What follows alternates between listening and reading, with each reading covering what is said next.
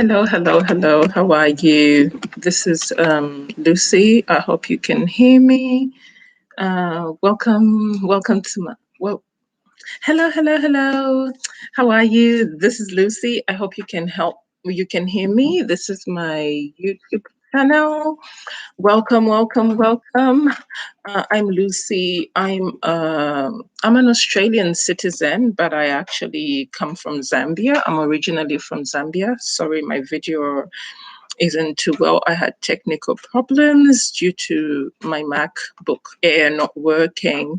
So today I wanted to talk about HIV and AIDS in Zambia, and yeah, I'll just type what I'm talking about here. HIV and AIDS in Zambia. I don't know what's happening.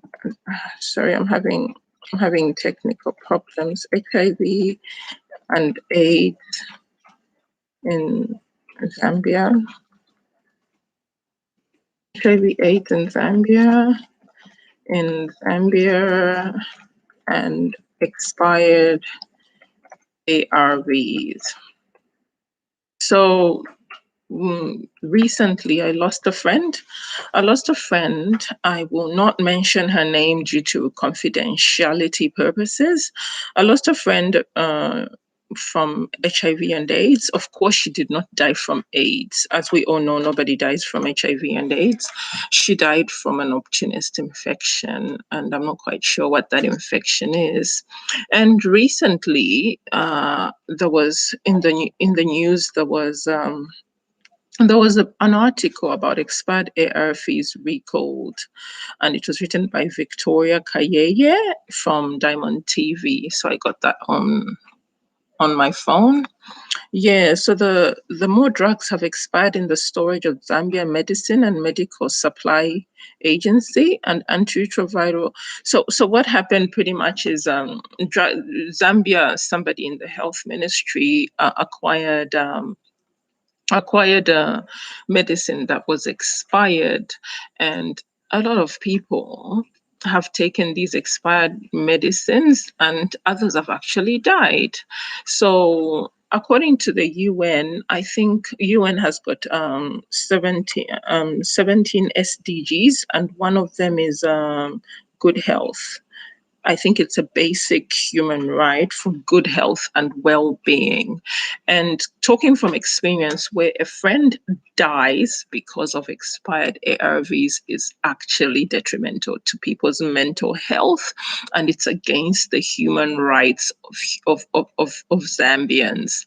And I think we need to speak up. This happened a few weeks ago. I haven't said anything about it because I've been busy with my university and the demands for school and work. So I haven't been able to say anything. But at the end of the day, when it comes to HIV and AIDS in Zambia, it's either you're infected or you're affected. And I come as an affected person. I've got a lot of friends and family members who have HIV, and I am very concerned. You know, just because I live in Australia, that does not mean that I sit here and I'm comfortable. So I don't hear the plight of my Zambian people. Zambia, I've got Zambia at my heart completely. I'm passionate about Zambia. And when I get an opportunity one day, I'd like to come back home and just make change, even for 3 months or even for a year. Now, the reason I'm saying this is this girl was only 35 years old. She's died and she's left a 5-year-old daughter. Now, this 5-year-old daughter is going to grow up without mommy.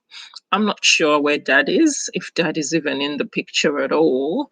We know we've got a problem of absent daddies. That's something that has been there for a very long time. So why do I raise it? Why is it what does it matter to me? Well, it does, because I'm a mom. Yes, I may not be HIV positive, but I will stand up and speak up against the government for what they're doing. I think we have every right to question the government. We have every right to hold people accountable. And yes, you know, the truth of the matter is this girl has died and I'm really affected. Like, the greatest fear of any parent is dying and leaving a 5-year-old. That's a huge fear. So for somebody, for the government not to actually be bothered, and if nobody found out, what would have happened? What would have happened?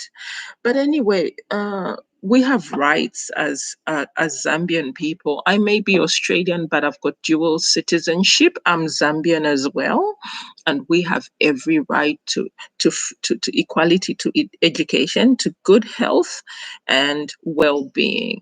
That's a basic human right, and gender equality as well. We need to be able to access clean water and sanitation, and we need to have zero hunger, no poverty, and that's for all from the SDG, from the United Nations. So the fact that I hear President Edgar Lungu